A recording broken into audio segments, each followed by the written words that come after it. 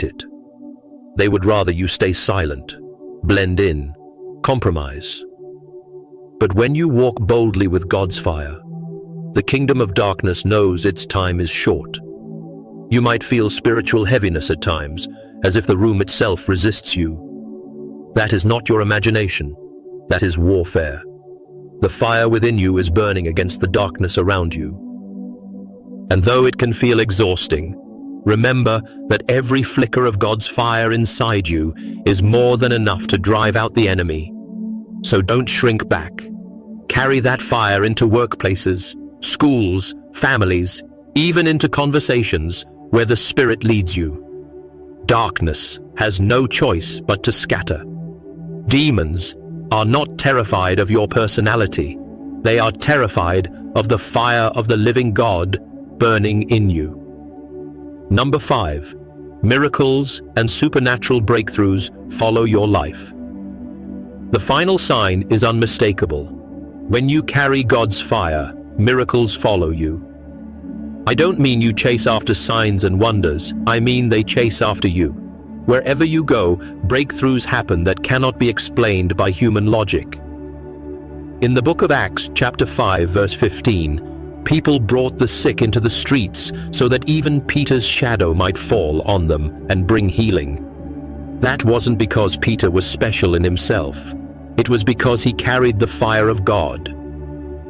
Demons are terrified of believers who walk in this dimension because miracles announce the reality of God's kingdom. When the sick are healed, demons of infirmity are exposed.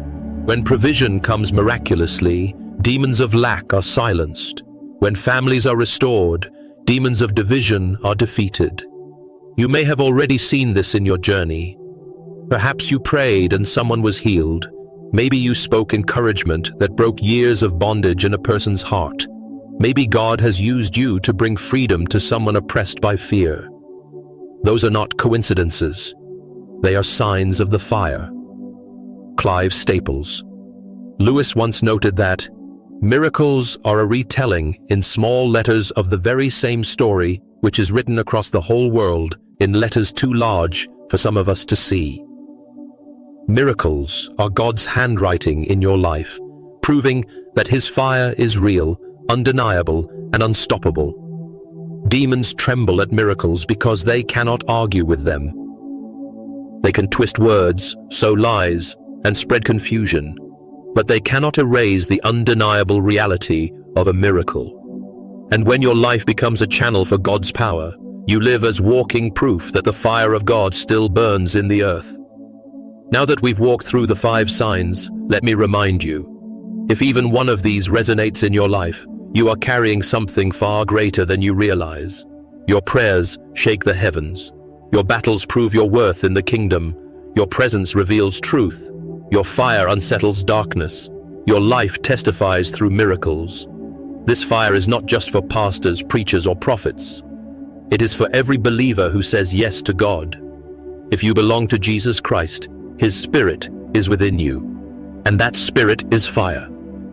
But here is the call. Don't let that fire dim. Don't compromise. Don't let discouragement quench what God has lit. Fan into flame the gift of God within you. Because demons are terrified not just of what you already carry, but of what you will become when that fire grows brighter. Let this truth sink deep.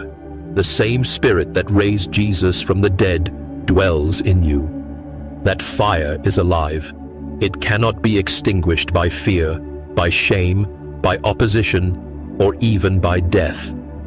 And so I speak to you now. Rise up, walk boldly, live as one who carries God's fire.